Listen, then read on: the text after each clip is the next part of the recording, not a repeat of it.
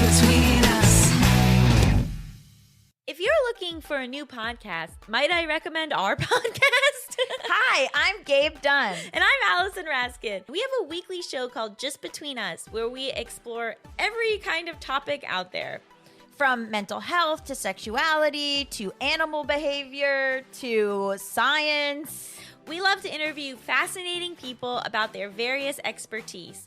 We also answer listener questions and play a very silly game called Hypotheticals. You're not going to want to miss it. It's unhinged. And if you don't want to trust our word for it because it's our show, you should know that the iHeart Podcast Awards nominated us for Best Ensemble for 2023. That means that we are good at our jobs. Or we have good chemistry. Ooh. So check out Just Between Us every Wednesday. Hey listeners, the holiday season is upon us, and the Slate Shop is the perfect place to take the guesswork out of your gift list. You can browse the selection of hand-poured candles, classy cocktail kits, stunning stationery, expertly crafted pasta makers, and everything in between. We even have official merch for the Slate fans in your life. From 11/24 to 11/27, that's Black Friday through Cyber Monday, we're offering 30% off all items in the store. Get your gift sets, stocking stuffers, white elephant gifts, and a treat for yourself while you're at it by going to slate.com/shop. That's slate.com/shop. Happy shopping.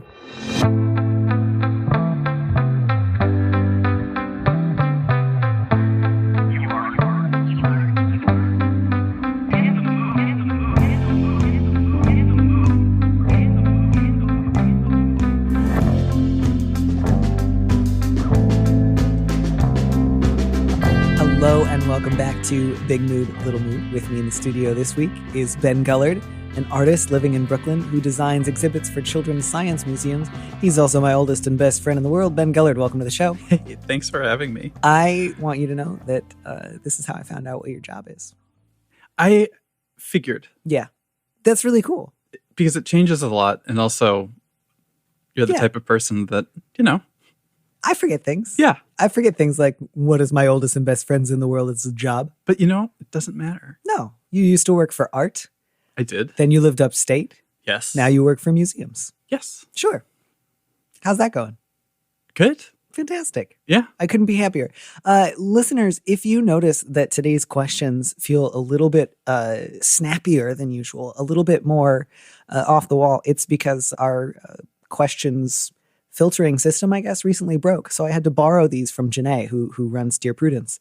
And so these are like the big Dear Prudence questions with really exciting and unusual problems. So this is not just your average, my mom is mean, what should I do? Stop talking to her? Where I say, yeah, stop talking to her. This is like the weapons grade problems that I'm really excited. I don't mean to put down the question. I just mean like Big Mood, Little Mood gets like a certain type of question, which tends to be like Big Mood. Difficulty relating to older members of my family and or being taken advantage of at work. Mm-hmm. And the Dear Prudence questions tend to be more alongside like fighting over family inheritances, or I think my car is trying to kill me.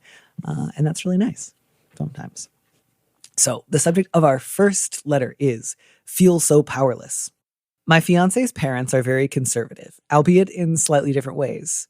I've always had issues with them politically and have had to hold my tongue or respond with civility when they say things I think are wrong. My partner and I are progressive, and I grew up in a progressive environment, so sometimes it's been difficult to treat them respectfully. However, my partner's younger sister has just come out to them, and they are now talking about disowning her, and even talking about disowning my partner for, quote, not fixing this. I think they are being incredibly abusive, hurtful, and deranged. The hope right now from both sisters is that their parents will come around. But I don't see a world where they really do. To call your own daughters such horrible things, to manipulate them, to demand repayment for college tuition, and threaten to disown them unless they take back being gay is just beyond the limit as far as I'm concerned. They're also adults. My partner is 34 and her sister is 27. I don't think even if things got a bit better that I would ever want my future children around these people. How do I square this? Neither sister is really angry, just sad. This behavior isn't new, it's par for the course. I didn't love being around them before, but I was at least able to develop a friendly relationship. Now I'm just disgusted. Yet still my partner sees losing them as the end of the world. I get that they're family, My own father died this year, and it's really shaken me to the core. What do I do here? I'm so angry at them for being so bigoted and abusive. I could really relate reading this one about being in a relationship with someone whose parents you hate more than they do. And it's really difficult because I've certainly in the past erred on the side of come join me on island, your mom and dad suck. And generally speaking, it's difficult to offer support when you live on that island. Yeah. And that's not to say, letter writer, that I don't really understand your position here or that I want to argue you to like, they're not that bad island, so much as just it is difficult and usually counterproductive if you just go with the all stick, no carrot, your parents are awful, just get over it. Or even just your parents are awful, get there now. Right. I think it's also like looking for the question in this question of like, how do I square this? Are we talking about what is going to be my general disposition going forward? Are we talking about do I say something or not say something? What level of like acceptance are we working towards? Mm-hmm. And also primarily like it sounds like, letter writer, that you're really interested, dedicated to helping your partner and her sister and trying to make sure that the relationship that they have or don't have to their parents is as safe as possible. Mm-hmm. So I don't really know, other than talking with them about what they need and how to work that into like something that's actually kind of actionable rather than just stewing in, I think, the dislike and disgust. Yeah, I think that my sense of what the underlying question here is, since previously I have really, it sounds like kind of bent over backwards to be polite. Right. And possibly even not say anything when I would have liked to for the sake of keeping things civil. And I kind of don't want to do that anymore. And not even like I now want to start calling them out on this stuff. It's more like I want to, as you know, with as little fallout as possible, kind of let it be known, for me, this is the last straw. These are not actually people that I want to go back to having a polite relationship with. I don't want to see them next Christmas. If my fiance and I decide to have kids, I don't really want to have a grandparent relationship with them. And I think all that's really understandable. And I think the line that I hope that the letter writer can walk and that I would want them to walk is, you have your own right to decide whether or not potential in-laws are people that you want to have a relationship with, independent of how your partner feels. And then also to watch the way that you talk about this with your partner so that you don't like overcorrect having been so polite for years that you now just go straight to, I want to run them over with my car. Right. Yeah, you don't want to put them in the position of feeling defensive of their parents in some way.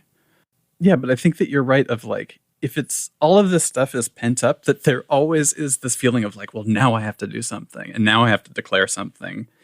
I don't know if you actually do. Yeah, so I think the place to start before you would think about talking to your partner's sister about this, and I think specifically, I assume you probably have already, but if you haven't and you just want to like say to your partner's sister, I'm so sorry, is there anything you need? I care about you. Just general support. This is bad. This shouldn't be happening to you. Do you need anything? Can I send you a pizza? Can we host a night where we take you out? Do that. Absolutely. Withhold saying anything stronger than, I'm really sorry, that's really wrong of them. But you can certainly say that. That is totally appropriate. But just offering support, yes, by all means. But then to also, say to your partner, I think it's possible to both be like cautious about the kind of rhetoric that you're using and to also be really clear. Right. Which is just, I think I've probably erred on the side of holding my tongue too much in the past. I don't regret being polite, but I do regret overlooking things that I wish I had just made clear that I thought were wrong. And I do want to be able to talk about this with you now, which is I'm really horrified by your parents' behavior. And this is the sort of latest example of it and the worst, but it's not as if we just removed this one thing that I would think, wow, things are really great. I understand that they're your parents and that this is complicated and I don't want to tell you how to feel, but I just want you to know I don't like them. I don't if they were to later half apologize and then want to get together and get dinner and sort of pretend this didn't happen, I would not be available for that. Right. And I think that's an appropriate thing to say, even if your partner gets really upset, even if your partner says, oh no, that makes things harder for me. Right. Oh no, I was really hoping that they would eventually pretend they never said this shit and we could all sweep it together under the rug. You're not telling your partner what to do or how to feel. But I think, yeah, you absolutely get to draw a line in the sand. I think speak on your own behalf before you get to, and our hypothetical future children should never have to hang out with them. Just because that's pretty loaded, and it's I think always safer to speak on your own behalf before you bring up children that don't yet exist. Totally. But it's also good to talk about, like, at some point, if your fiance is consistently saying over the next couple of weeks or months, no, if we ever have kids, I plan on relying on my parents as babysitters constantly, like, probably good to hash that one out before you get married. Yeah. No, and you absolutely have a right to all of the things that you have control over, whether or not you're going to go to that dinner, like whether or not you're going to participate in any sort of like reparative discussion. I think that that's totally fine, but it is a discussion with your partner. Yeah. And I think to just sort of err on the side of, you want to speak honestly and clearly about what you see as both like wrong and a clear pattern. But your goal is not to change how your partner or her sister feel about it. And so again, just to say, like, they've done and said XYZ, which I think is really wrong. I don't trust them. I think we don't share the same values, and I am not interested in hanging out with them anymore. I understand that might affect you in ways that are painful and difficult, and I'm really here to talk about it, but it's a choice that I'm able to make for myself. And then just to say, I'll always understand if that's hard for you. I get that they're your parents, and I'm not going to try to tell you just feel casually about any of this, but that's the line to walk. And just again, beyond that, I share your sense of anger and outrage, and I think it would probably benefit your fiance and her sister to feel a little bit of it. But if they don't feel it and all they feel is sadness, I would not try to stick your oar in there or try to say, like, get mad with me. Maybe they will later, maybe they won't, but in my experience, it's really hard to make somebody mad about something. Like, if they want to get mad about something, you can whip them up. And chances are that they are super mad about it, but the relationship that they have with their parents, that there's a lot of other stuff that's on top of that. Yeah. And it sounds like, letter writer, you say that this is a pattern and it's gone on for as long as they can remember. So in some ways, I think that probably makes sense. This is not like a fresh outrage. This is kind of what they grew up with thinking was normal. I do hope eventually someday they might get angry. I think that would probably be good for them. But again, you don't need them to get angry in order to talk honestly about what you want. And I think to also encourage your partner to find additional forms of support for dealing with this sadness. That's not just like, and never talk to me about it, but just, I would also want her to be able to talk about it with people who have been in similar situations or who are maybe have more patience for the sadness, which is not to say you should just feel no patience at all, just that it would be really great for her to talk to more than just you about this if she can. So I don't mean in the sense of go talk to other people about this and stop talking about it with me. Just encourage her to seek out more support if it seems like she's still having a tough time. But yeah, I think to just thread that line between, you can always reiterate what they did was so wrong. They shouldn't have treated you like that. They shouldn't have treated your sister like that. They shouldn't have told you to fix this. That's deeply wrong. And to stop short of, and therefore they're awful, therefore they're bad.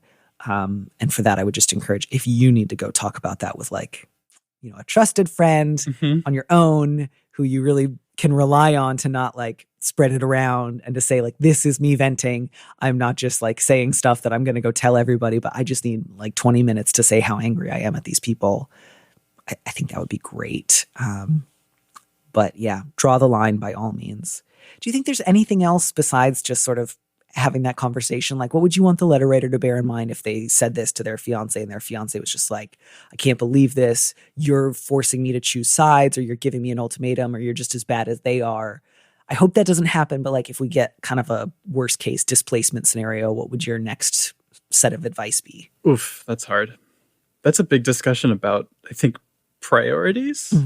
Whether or not the letter writer's disposition towards their partner's parents, making that clear is more important than supporting your partner, I don't really know how to back out of a conversation like that, to be able to say, like, you know what, fine, like, we don't agree on this, but also it's not important for me to keep fighting about it. I think if you enter into that conversation with that in mind of, okay, when am I willing to drop this? Or like, when am I willing to, what would I need to actually have some sort of like satisfaction in this conversation? And what does it mean if I don't get that?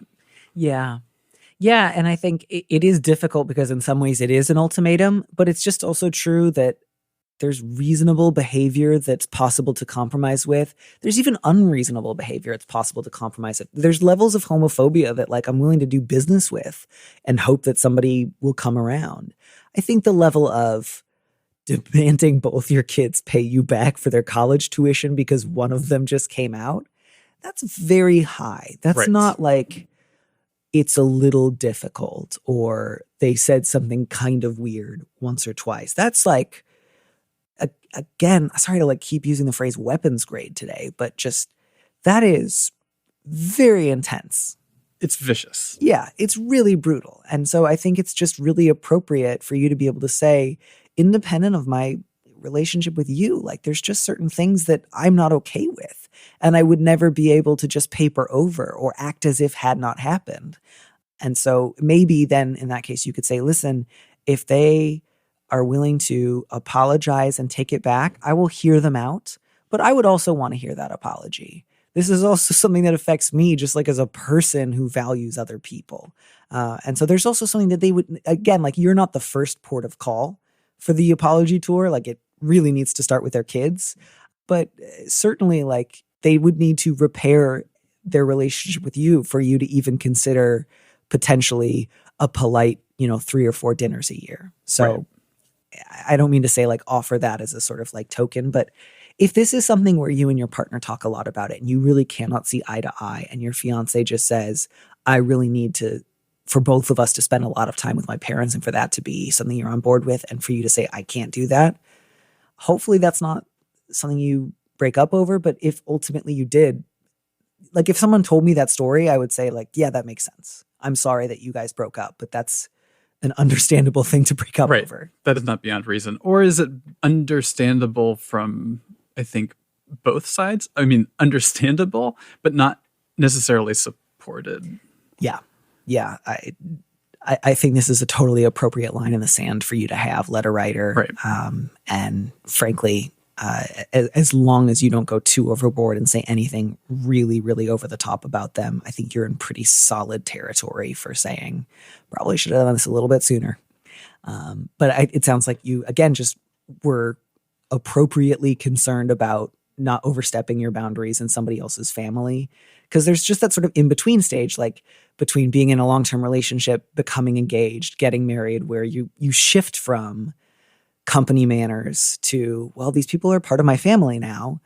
And that's a different level of rules about how we talk to each other. The situation where if my partner's parents were demanding that they pay back their college tuition and we were married at a domestic partnership, shared bank account or something like that, the amount of pressure of having to discuss with my partner, how much money are we going to pay back to your parents every month? Yeah. That's a tough one. Also, like, luckily they can't enforce that outside of emotional pressure. Like there's not a law on the books where you're allowed to call that back in. But of course, as you say, like if they did successfully like use emotional pressure such that either kid was like, okay, here's our repayment plan. Yeah, I'd absolutely be like, not with my money. Right. Yeah. Right. Or I can't help support you during that. Yeah. Yeah. Do you have homophobic college repayment money? Because I don't. Right. Yeah. But it's also just, again, it's really sad and it makes sense. It's sad when your parents brutalize you. And it's sad when this happens kind of over and over again and then it just gets worse. And I'm really sorry. And I just wish you and your fiance the best. And I hope that you can just get some helpful distance and clarity. And that doesn't mean that she'll eventually say, that was great, I'm so glad we never talked to them. It might continue to be sad. But when your relationship is at this point, sometimes it's just better to be sad and not also get yelled at all day. Yes. And if you're going to be sad with or without them, and one version of being sad involves not getting yelled at all day, take the version where you don't get yelled at all day. That's my kind of core wisdom at the bottom of this one.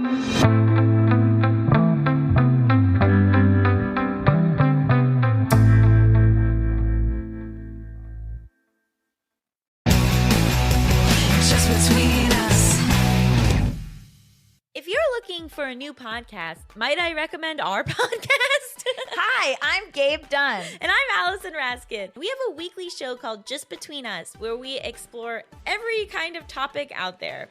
From mental health to sexuality to animal behavior to science. We love to interview fascinating people about their various expertise. We also answer listener questions and play a very silly game called Hypotheticals. You're not going to want to miss it. It's unhinged. And if you don't want to trust our word for it because it's our show, you should know that the iHeart Podcast Awards nominated us for Best Ensemble for 2023. That means that we are good at our jobs. Or we have good chemistry. Ooh. So check out Just Between Us every Wednesday. Meet Jeanette McCurdy. She's an author, a writer, and a big feeler. So much so that she's making a podcast all about her feelings.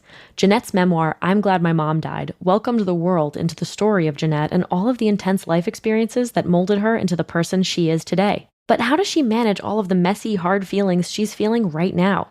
In each episode of Hard Feelings, her new podcast with Lemonada Media, she'll tell you all about it. Jealousy, shame, social anxiety, she wants to laugh about it, cry about it, and work through it with you by her side. Why? These hard feelings are a big part of the human condition. They unite us all, but only once we're willing to face them. Hard Feelings is out now, wherever you get your podcasts. Hey, this is Mary Harris, host of Slate's daily news podcast, What Next? Slate's mission has always been to cut through the noise, boldly and provocatively. This election season and Supreme Court term are no different. Important coverage like this, though, it would not be possible without the support of our Slate Plus members. So, I'm going to invite you to join us with a special offer. You can try your first 3 months for only $15. That is $5 a month for your first 3 months of uninterrupted ad-free listening on every Slate podcast, member-exclusive episodes and segments of your favorite shows like Amicus and the Political Gabfest, and unlimited reading on the Slate site. Best of all, you'll be supporting all of Slate's independent journalism and analysis as we make sense of the news like no one else can. Sign up for Slate Plus at slate.com/podcastsplus. Again, that is 3 months for only $15. So sign up now at slate.com/podcastplus. Hey everybody, it's Tim Heidecker. You know me, Tim and Eric, Bridesmaids, and Fantastic Four. I'd like to personally invite you to listen to Office Hours Live with me and my co-hosts, DJ Doug Pound. Hello. And Vic Berger. Howdy. Every week we bring you laughs, fun, games, and lots of other surprises. It's live. We take your Zoom calls. Music. We love having fun. Excuse me? Songs. Vic said something. Music. Songs. Music. I like having fun. I like to laugh. I like to meet people who can make me laugh. Please subscribe now. I'm glad that our next letter is a little bit lighter. Or like not lighter because it does involve like bereavement, but you know, Right. the question itself feels a little bit lighter. And like on some level, the problem of this family is like really close knit in a way that does not involve constantly yelling at people to give you money if they're gay. So that's good, right? Like we're at a better level of family dysfunction than we were. And I think that's nice. It is nice. Have you ever dated someone who has like a really great family that you really like a lot? Yes. Did you get to keep any of that family after you broke up? No. Oh, I'm sorry. On Instagram. That's not nothing. Yeah. That's not nothing. Yeah. Yeah. I feel like we were about to like get stuck in a loop where I just kept saying, Yeah. that's not nothing. Yeah. That's not nothing. Yeah. Ah. No, but that's tough. Yeah. It is. It is. Yeah. And it can be both like equally compelling if you like someone and you also really like their family. Although actually, to be fair, this letter writer does not say, I really like how close everyone is. No. It's more just, they're all really close. Right. And I guess I sort of assumed that meant it's terrific. Right. But yeah, I guess this is a sort of flip side of like the charismatic, expansive, moonstruck style family, where it's just sort of like, they're kind of a lot. Yeah. But I sort of feel like I can't say anything. Right. Because of the bereavement. Right. And the good news is, as long as you're not saying anything about the bereavement, you're totally allowed to bring this up. So just as long as you don't say, hey, by the way, this bothers me, and I think it's because you guys lost a sibling, just don't do that, and you'll be fine. But do not do that. Right. Why don't I read the letter? Yeah, I was going to say. So people know what we're talking about. Right. Yeah. Great. Subject is on the outs. I've been with my boyfriend for 9 months. He's fantastic. We have so much fun, and I love him very much. From the beginning, I knew his family was extremely important to him. He lost one of his sisters a few years ago, and the family has struggled a lot since then. It also brought them all very close together. He lives with his other sister, and they are very close, closer than any siblings I know. They live together, they're best friends, and they're inseparable. I also love his sister, but I've had run-ins with her about the time that he spends with me, cutting into their time together and his time with the family. I try very hard to be conscious of the time that he wants and needs with his family, but recently it's felt kind of threatening. His sister said to me last night that I shouldn't speak up against his cousins and other family when they said controversial things because, quote, you're not safe yet. It didn't feel so harsh in the moment, but when I got home and thought about it, it did hurt me. I know that he loves me, but sometimes I feel like I have to stifle my thoughts or comments because of his family, out of fear that their opinion of me could have negative consequences for our relationship. I'm not sure how to address this with my boyfriend or whether this is something I should just brush off and see as something I have to deal with. So now that I've read this out loud, I actually think it's got maybe a little bit more in common with that earlier letter than I wanted it to, because I'm like, I feel like I can guess what some of those controversial things might have been. Also, the framing of controversial. Like, oh yeah, it's one side of the argument. It's like, no. Yeah, I don't know. Maybe That's it was assumptive. Controversial, Right. but like low stakes. Right. But my sense there was like that is a stand-in for an ism that I don't want to outline. And maybe it's not that intense, but you know, it's neither is it just like, oh, we disagreed about like floral arrangements. Right. Yeah, it was like big ticket items. What do you think you are not safe means? Oh, I mean, I don't think it was like, I'll kill you. No, I don't think so. Okay, great. Yes. Good. No, I did not think it was a direct threat on it's the letter like, writer's life. Well, we'll hunt you.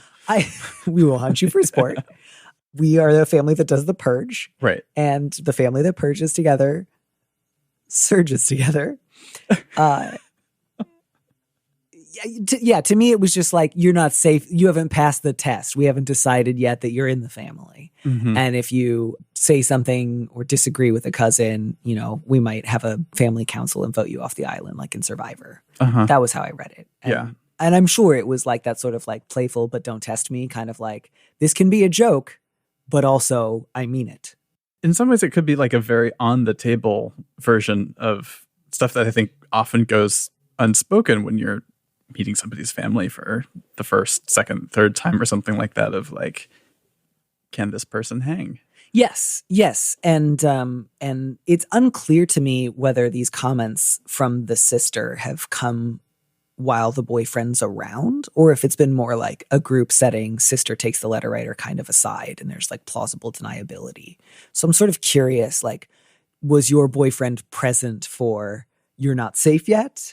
And if so, did he think it was funny? Did he laugh it off? Was he sort of like carefully looking at the wall and not getting involved? Did he like suddenly whip out his phone and be like, oh, I got to look at this now? Or was he on the other side of the room and from all he could see, you two were just like having a regular conversation? So obviously, I think the first thing to do is talk to your boyfriend. Mm-hmm. But depending on how much of this he has seen, if it's not very much, I would try to go in with a light touch and really just say like, you know, is this something that like you agree with your sister about? Like, are you guys kind of on the same page? Is that an expectation that you have for me? Like, ideally, if I'm, you know, with your extended family, I want to be polite, but also like if one of your cousins says something that I disagree with, now that we've met each other more than a few times, I would like to be able to, you know, politely share my opinion. Is that something that you see as like really weird, or is that something that you see as like totally fine? Because some of this could potentially just be his sister sort of assuming they're on the same wavelength, and he's like, not really. Right. Like, we're close, but like, I don't agree with you about everything. Right. Also, I think it's one of those things too, when you can enter into a conversation with somebody and just be like, hey, listen, I don't know quite what I feel or would want out of this, but I have weird vibes. I have some concerns, but it more is just kind of like, I feel a little bit uncomfortable about this. Yeah.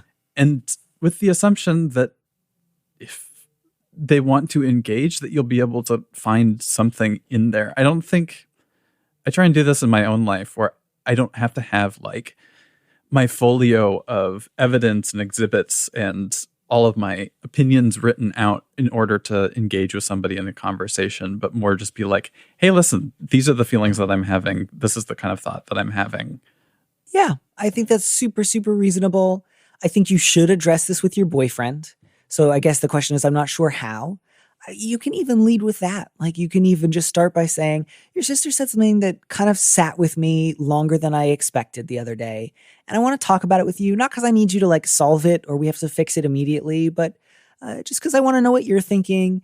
And because I want to try to, figure out what's a good way to relate to her about this. And I think if you frame it as like, hey, I want your help kind of figuring out this slightly tricky like traffic maneuver, rather than like, I have bad news, your sister's mean, then I think that's just like my strategic offering. Obviously, if you try to talk to him about it and you really dislike his reaction and you start to feel like, man, he's really like weirdly choosing his sister over me in a way I don't think is necessary, and that colors the way I see our relationship, you are, of course, entitled to see things differently and kind of change your mind. But given that so far, at least, we don't have reason to think that he has like deputized his sister to kind of like bully you into adopting like family party lines, I think being a little bit strategic, but mostly honest is like probably just a good way to go when it comes to getting on the same page as your partner. I don't think that's too like Borgia-esque of like, oh, I'm scheming with like my brother, the cardinal, against our father, the pope. It's more just like, you want him to sort of hear you out and potentially be on your side. And so I think it's strategic to approach it in a disarming way. Right.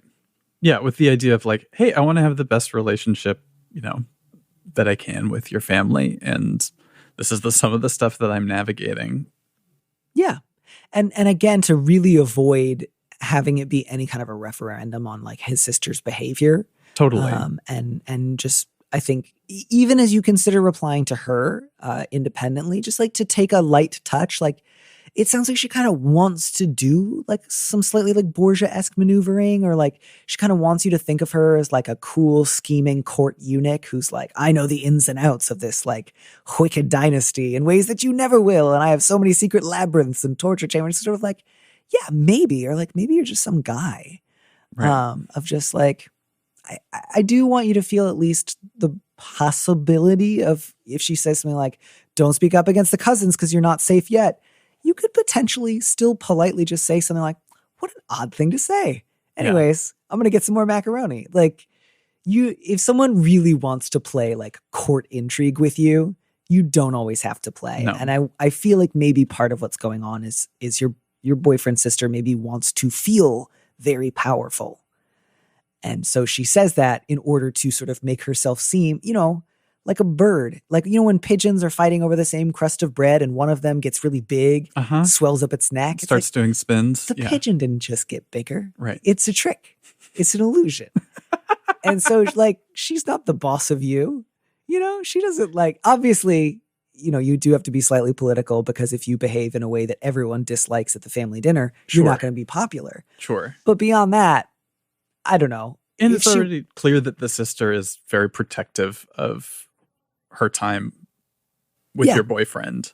And it's, I think, understandable that she would want to feel like she has some control over that by having, I don't know, a little bit of control over you. Yeah. And so I think the line to draw there is, you don't have to accept everything she says to you. Right.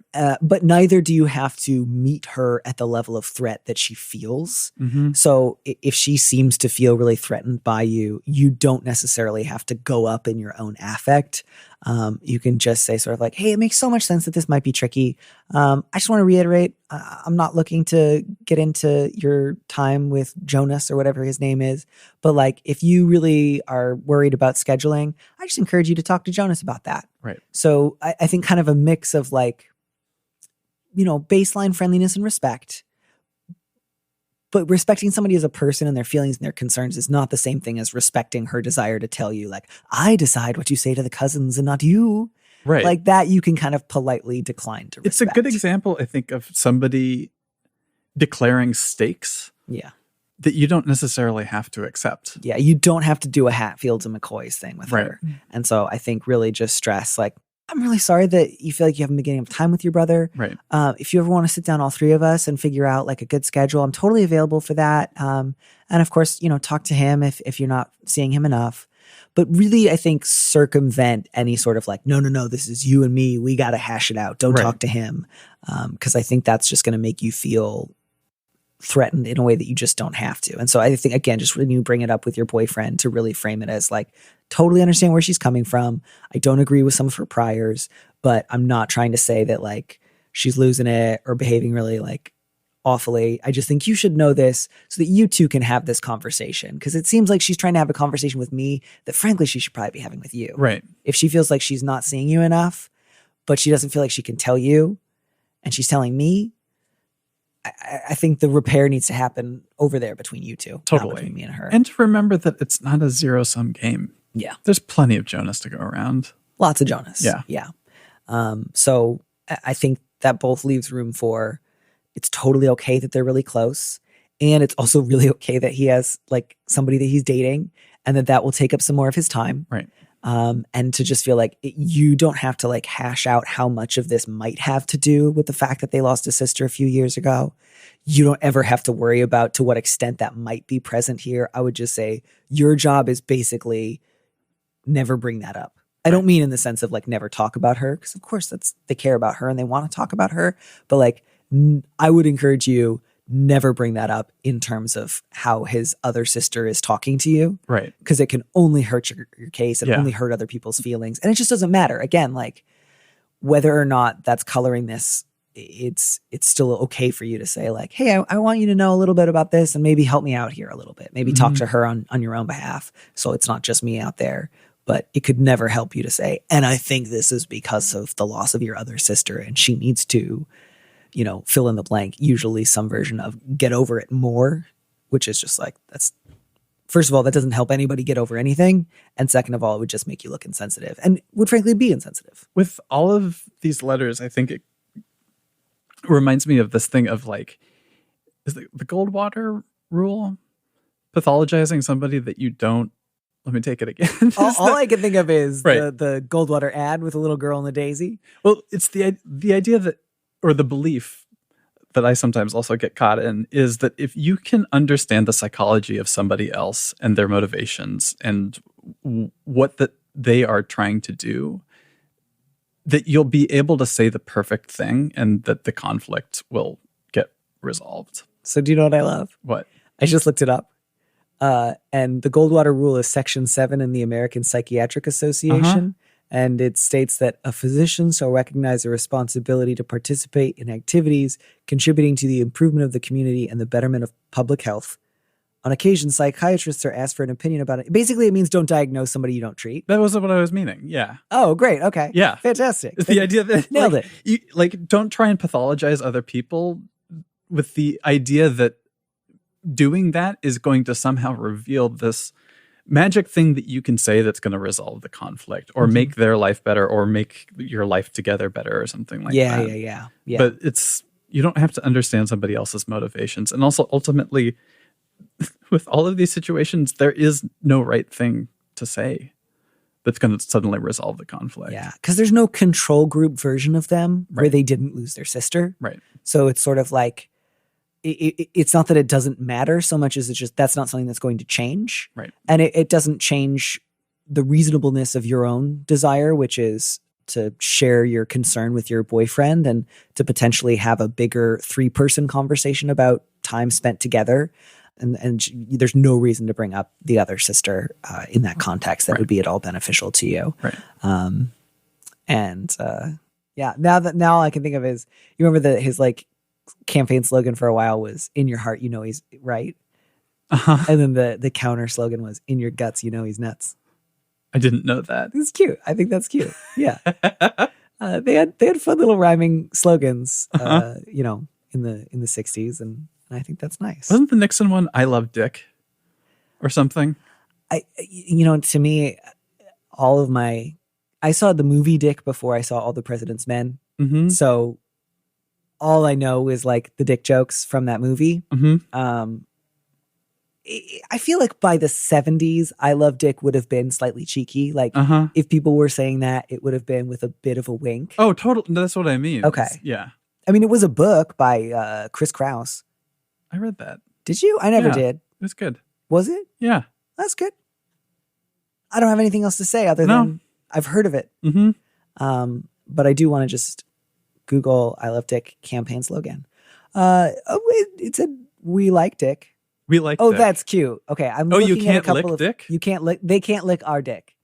Oh man. Which again, I'm sure was not like a TV slogan that they were airing at like 5 p.m. Mm-hmm. But I bet like a handful of slightly like saucy staffers like made some buttons up. Right. Did you know that I was an extra in a Woody Harrelson HBO series as a young Republican on the Nixon campaign? There's so many things I don't know about you. You Your don't know my job, current job, this. so why would you know that? That's bananas. According to Throw Account 100 on this forum about the buttons, by the way, correct me if I'm wrong, but I'm fairly certain I heard these buttons were satire created by anti-Nixon supporters. So who's to say?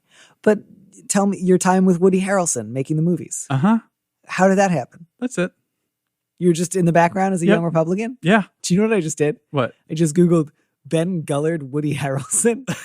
Like somebody would have like taken a freeze frame picture and been like, and here's the name of one of the Or extras. find some slash fiction. No, but it is showing me results from Ben Gullard, Woody Harrelson spelled better. Huh. About a KFC ad. I doubt I was credited. What was the name of the show? The White House Plumbers. I'm sorry. Mm-hmm. The White House Plumbers? It was the team for the Nixon administration that was going to go fix all the leaks. Oh, so this was a miniseries that just came out. Mm-hmm. So you were in something recently. Yeah. Wow. I'm in the background somewhere. That's fantastic. Wow. Justin Theroux is G. Gordon Liddy. Uh-huh. G. Gordon Liddy wishes. Sorry to G. Gordon Liddy could never. Sorry to body shame G. Gordon Liddy, but he was never as handsome as Justin Theroux. And I don't mind saying so, even on the air. Bold. I mean, I think Justin Theroux is a very handsome man. I do too. I don't think it's an insult to say that a person is less handsome than Justin Theroux. Statistically, most people are less. I'm less handsome than Justin Theroux. Me too. And I still feel pretty good about it. G. Gordon Liddy has kind of like I don't know, I'm looking at this picture of him from 98 and like he has kind of like a Mr. Clean look that I could see. It's nice. He has a well-trimmed mustache and kind of like twinkling eyes, and he sort of looks like a more like clean-cut, like Tom of Finland Santa-ish. It's not bad. Wow. That's an image. I don't know. I don't have any stronger feelings about G. Gordon Liddy's personal appearance. So with that, I will say thank you so much for listening to this show, and I'll see you next week.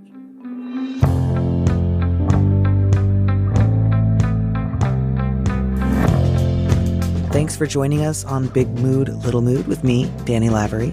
Our producer is Phil Surkis, who also composed our theme music. Don't miss an episode of the show.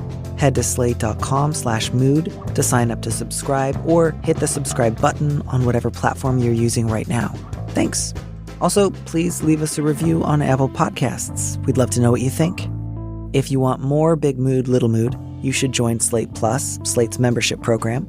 Members get an extra episode of Big Mood, Little Mood every Friday, and you'll get to hear more advice or conversations with our guest.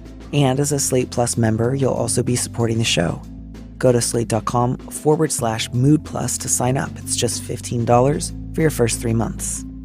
If you'd like me to read your letter on the show, maybe you need a little advice, maybe you need some big advice, head to slate.com/mood to find our Big Mood, Little Mood listener question form, or find a link in the description on the platform you're using right now.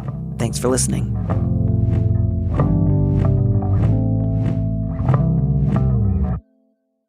And here's a preview of our Slate Plus episode coming this Friday. Again, this wasn't a specific question, but I just do want to speak to. You say that you've personally forgiven him for it now. I genuinely am glad for you, and that's meaningful. And I just want to stress, none of what you're considering doing is at odds with personal forgiveness, which again is something you get to do when you think it would benefit you. And it does not necessarily require that someone else apologize, depending on your own, personal framework for what forgiveness looks like. And just as forgiveness is not a requirement for anyone else, I don't think anyone else has the right to try to take it away or suggest that you shouldn't forgive someone. So right. I just really want to say, I'm really glad you found a way of relating to that past experience in a way that works for you. That sounds really flat, but I genuinely mean that. If that is meaningful to you, then honor and take pride in that forgiveness. That's yours. To listen to the rest of that conversation, join Slate Plus now at slate.com/mood. Just between us. If you're looking for a new podcast, might I recommend our podcast? Hi, I'm Gabe Dunn. And I'm Allison Raskin. We have a weekly show called Just Between Us, where we explore every kind of topic out there. From mental health to sexuality to animal behavior to science. We love to interview fascinating people about their various expertise. We also answer listener questions and play a very silly game called Hypotheticals. You're not going to want to miss it. It's unhinged. And if you don't want to trust our word for it because it's our show, you should know that the iHeart Podcast Awards nominated us for Best Ensemble for 2023. That means that we are good at our jobs. Or we have good chemistry. Ooh. So check out Just Between Us every Wednesday. Meet Jeanette McCurdy. She's an author, a writer, and a big feeler. So much so that she's making a podcast all about her feelings. Jeanette's memoir, I'm Glad My Mom Died, welcomed the world into the story of Jeanette and all of the intense life experiences that molded her into the person she is today. But how does she manage all of the messy, hard feelings she's feeling right now? In each episode of Hard Feelings, her new podcast with Lemonada Media, she'll tell you all about it. Jealousy, shame, social anxiety. She wants to laugh about it, cry about it, and work through it with you by her side. Why? These hard feelings are a big part of the human condition. They unite us all, but only once we're willing to face them. Hard Feelings is out now, wherever you get your podcasts.